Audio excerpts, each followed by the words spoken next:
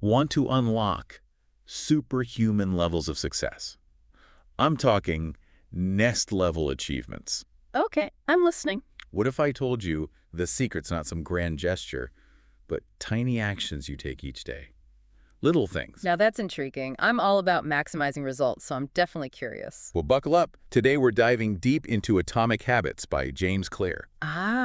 James Clear. His work on habits is really insightful. It's a blueprint for building a better you, one atomic habit at a time. And hey, speaking of building better, if you're into this kind of stuff, you'll love our YouTube channel. Oh, We bring these concepts to life visually. visuals are so helpful for understanding complex ideas, for sure. Right, so don't forget to hit subscribe for more. Now, when we say atomic habits, what exactly are we talking about? What's the big idea here? So Clear defines them as tiny changes, almost invisible on their own. Okay, so not these huge, overwhelming shifts. Exactly.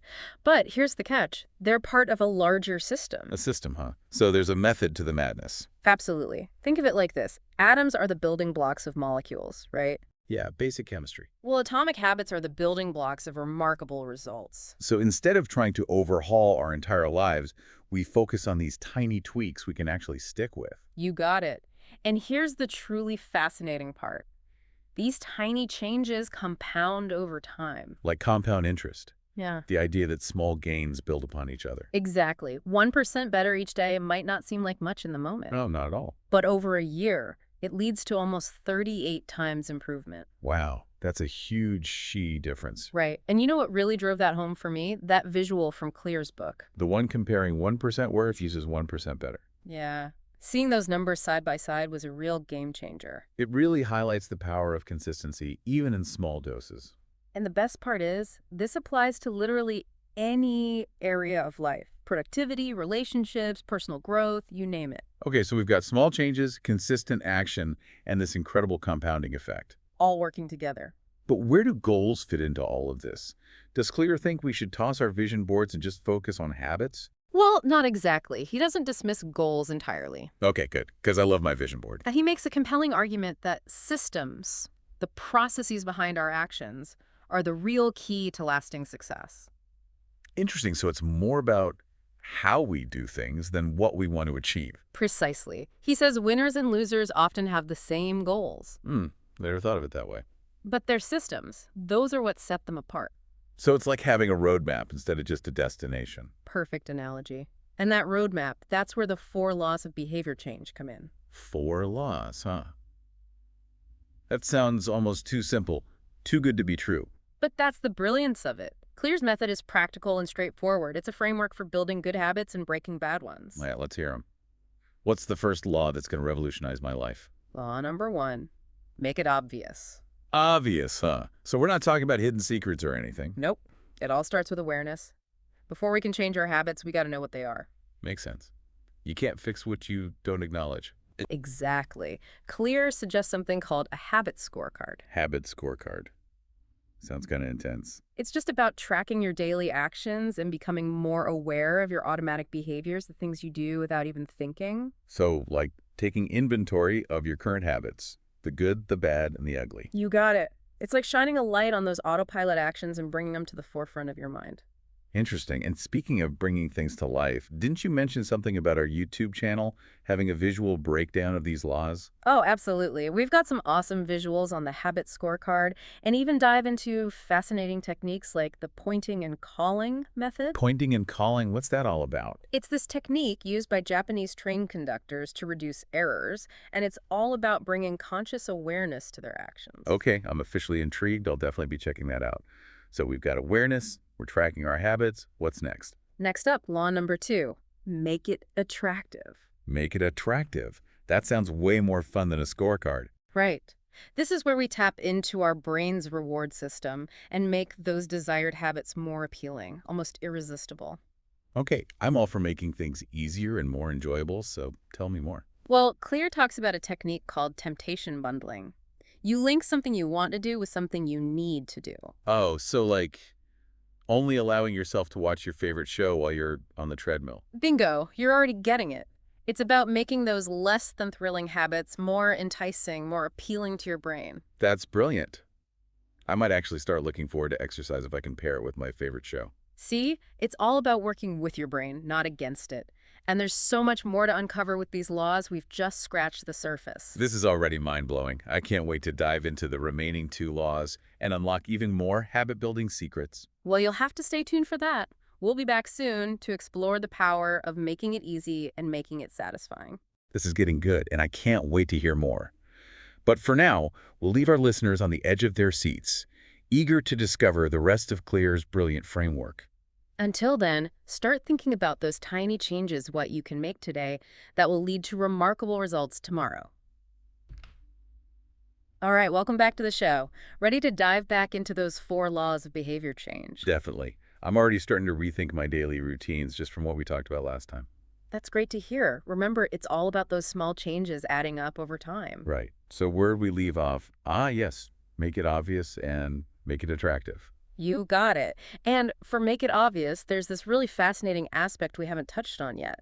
Environment design. Environment design. Okay, now you've piqued my interest. What's that all about? Well, think about it. Have you ever walked into your kitchen and just automatically grabbed a snack? Oh, all the time. It's like my kitchen is a magnet for mindless snacking. Exactly. It's not magic. It's those cues in our environment that trigger automatic behaviors. Fascinating. So we're basically puppets to our surroundings. In a way, yes. But here's the good news. We can use this to our advantage.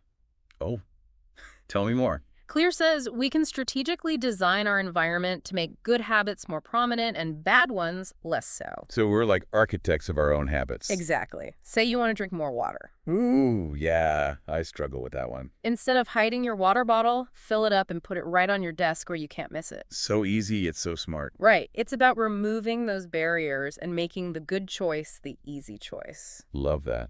And what about bad habits? How do we make those less obvious? Out of sight, out of mind. Want to cut back on social media, put your phone in a drawer when you need to focus. This is brilliant. I'm already feeling more in control just thinking about it. It's all about consciously shaping your surroundings to support your goals. Speaking of which, don't forget to check out our YouTube channel. Right. We've got a whole video on environment design with tons of practical tips and tricks. Definitely worth a watch. Okay, now let's move on to that second law. Make it attractive. Yeah.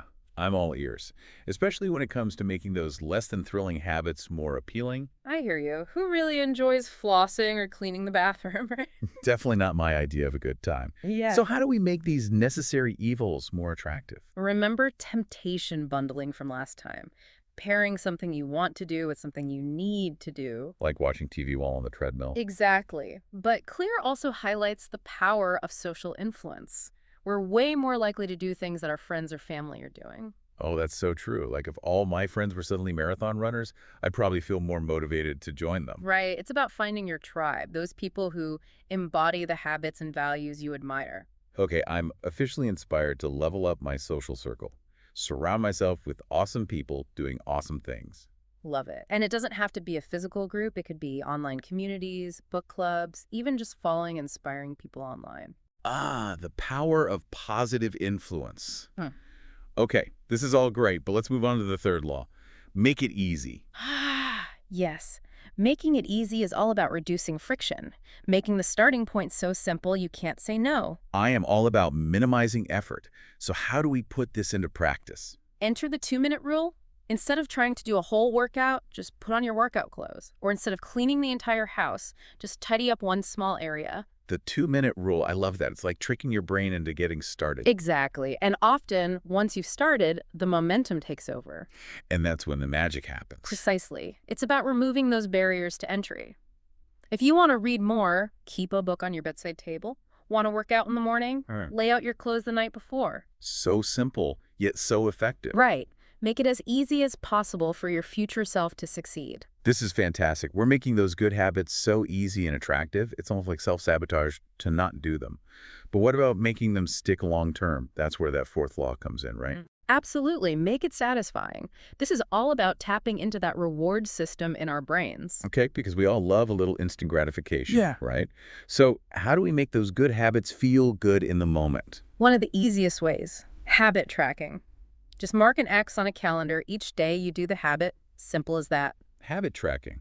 I've heard of that, but never really tried it. It's surprisingly powerful. Seeing that visual representation of your progress can be super motivating. Like a visual reminder of your commitment. Exactly. And each time you mark it off, you get a little dopamine hit, that feel-good chemical. I'm listening. Dopamine is always a good thing. Right. And another key point Clear emphasizes is celebrating those small wins. Don't wait for the big goal, acknowledge every step in the right direction. So it's like giving yourself a little pat on the back for each milestone. Exactly. It could be telling yourself, good job, or enjoying a relaxing bath after a productive week. Whatever feels good and motivating for you. I love that. Celebrate those wins, big or small, and make those good habits even more satisfying. You got it. And remember, these rewards don't have to be extravagant. It's about finding what works for you and creating a positive association with that habit. This is all making so much sense. We've covered so much ground with these 4 laws. But before we wrap up this part, any other nuggets of wisdom from Atomic Habits we should keep in mind? One of the biggest takeaways for me was the importance of patience. Building new habits takes time. There will be slip-ups, and that's okay. It's so easy to get discouraged when you don't see results right away. Totally. But remember, it's about progress, not perfection. Focus on the long game and trust the process. Trust the process. Love that. Small changes, consistently applied, lead to remarkable results. We've got this. Absolutely. And don't forget, we have a whole YouTube channel dedicated to supporting your habit building journey. Check it out. Yes. Visual breakdowns, real-world examples, even a little humor to keep things fun. Because learning should be enjoyable. Couldn't agree more. All right, ready to move on to the final part of our deep dive? Bring it on. Let's finish strong and unlock the secrets to making these habits last a lifetime. Welcome back to the show. It's the final part of our deep dive into Atomic Habits. Can you believe we're already here? Time flies when you're breaking down habits, right? It really does. We've covered so much already. The 4 laws, strategies for making habits stick, even environment design. We've been busy. But you know what? There's one crucial thing we haven't touched on yet. What's that? We've been through all 4 laws. What else is there? Well, it's about the potential downside of those good habits, the ones we've worked so hard to build. Wait, hold on. A downside to good habits? How's that even possible? I know, right? It sounds counterintuitive, but Clear warns against falling into a trap, a sort of complacency. Complacency, like getting too comfortable and coasting. Exactly. We get so used to the habit, we stop paying attention to how we could be doing it better. We just go on autopilot. Oh, I see what you mean. It's like when you've been driving the same route for years, you kind of zone out. That's a perfect analogy. You stop noticing your surroundings, you might even miss a turn because you're so used to the routine. Yeah, that's happened to me. It's like you're not fully present. And with habits, that lack of awareness can prevent us from seeing new possibilities, better ways of doing things. So we're stuck in a rut, even if it's a good rut. Right. Exactly. So how do we avoid that trap? How do we stay engaged and keep those good habits evolving? Yeah, good question. How do we make sure they're still working for us? Clear suggests building in regular reflection and review periods. Like scheduling a checkup for our habits. I like that. But how often are we talking about? He recommends at least once a year, but you could do it more often, like quarterly or even monthly, it depends. Okay, so it's a personalized approach. Exactly. And it doesn't have to be complicated. Just grab a journal and jot down your thought. Just reflect on what's working, what's not, what could be tweaked. Precisely. It's about making sure those habits are still serving you, still aligned with your goals. It's like a progress report, making sure we're on the right track. You got it. And this all connects to another big idea in the book: identity-based habits. Identity-based habits. Okay, now I'm really intrigued. What's that all about? Clear argues that our habits are a reflection of our beliefs about ourselves, about who we think we are.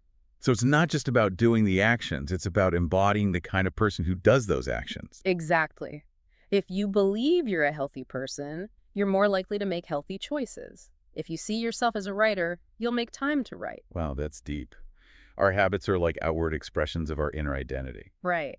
And that brings us back to the importance of those reflection periods. Are your current habits supporting the identity you want to create? This is getting pretty philosophical. It's not just about self-improvement, it's about self-discovery. And that's what makes it so powerful. It's about growing as a person, becoming the best version of yourself. It's been an amazing journey exploring Atomic Habits, hasn't it? We've uncovered some truly game-changing strategies. I agree. It's all about those small changes, consistently applied, leading to remarkable results. Exactly. And hey, speaking of continuing the journey, don't forget to check out our YouTube channel. Yes, we've got a whole series dedicated to Atomic Habits, breaking down those 4 laws, practical tips, even some science behind habit formation. We make learning fun and engaging with visuals, real-world examples, and a touch of humor. Because who says personal growth has to be boring? So hit subscribe and join us on this awesome adventure. And remember, no matter where you are in your journey, even the tiniest change can make a difference. What small step will you take today to create the future you want? It's been a blast diving deep into atomic habits with you. Until next time, keep exploring, keep growing, and keep building those amazing habits.